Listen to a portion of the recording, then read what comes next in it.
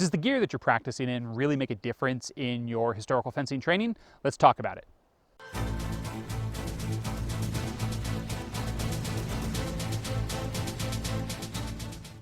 Hi guys, Ted Elsner, Sacramento Historical Fencing Academy. It is a lovely day and we are taking this opportunity to do some filming, and because I'm wearing my period kit, I wanted to talk briefly with you about the idea, does the gear that we wear affect our training? So what do you think, right? There's a couple of schools of thought on this. Some people feel that, we can practice in whatever we want. Wear jeans, wear boots, wear, the clothing that you just happen to have every single day. While other people feel that, no, you should wear, period attire for practice. Now, that group is a lot smaller. And it's a really interesting question, to me at least.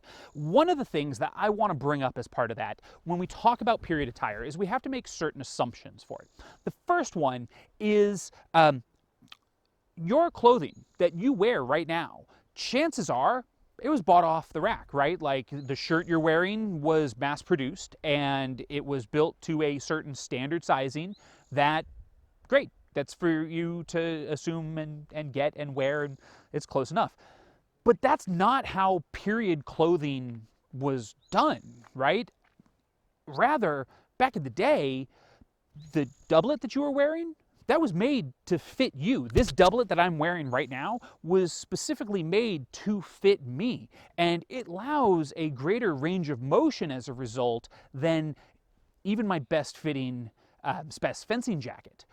Now, we can't downplay that. If you're wearing clothing that was specifically fit to you, that it was specifically bespoke, right, for you, that's going to make a big difference in how it fits, because it's going to move with your body in ways that things that are bought off the shelf never can. So really the question we should be looking at is not whether or not we should be wearing period clothing in our training, but does the clothing that we do wear fit us well enough? And to that I say, probably not, right? It makes a big difference. There are certain things that, we just can't do. We have a problem. A very standard one is, the ability to raise the arms above the head while wearing fencing jackets. A lot of times we can't. The reason for this is that the arm scythe is scythe, I believe is the term for it, arm scythe?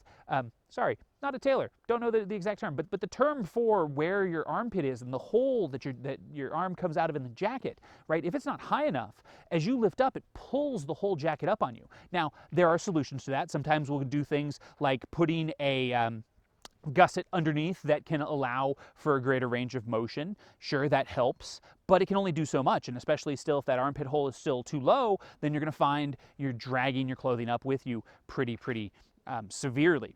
So that's kind of step number one that we need to look at. There are other things, though, that come into play. So right now, as I wear my period clothing, I find it, for instance, because it is fit to me, very easy to move around in, especially as I start to warm up and I start to sweat into it a little bit.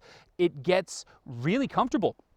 It gets to the point where I almost forget that I'm wearing it, and it's really, really nice in that regard.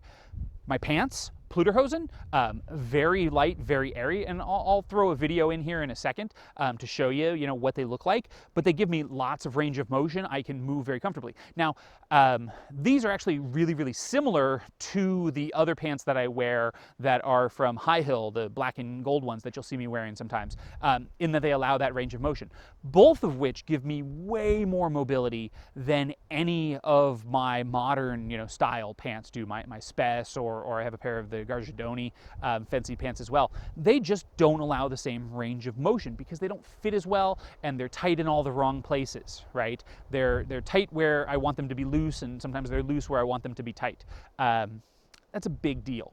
So just a little short kind of discussion on this today. Like I said, we're doing some filming. We have some other things coming out over the next couple of days, couple of weeks that hopefully you guys will enjoy. Think about the clothing you're wearing. How well does it fit? Can you get it, adjusted to you? Maybe that's something that you want to look into. Unfortunately, it's not something easy with a lot of fencing material because we're talking multiple layers of really thick fabric, so you need specialty equipment and knowledge to get that done. But if you can, something to think about. So stay safe in your training, guys. We'll see you next time. Bye-bye.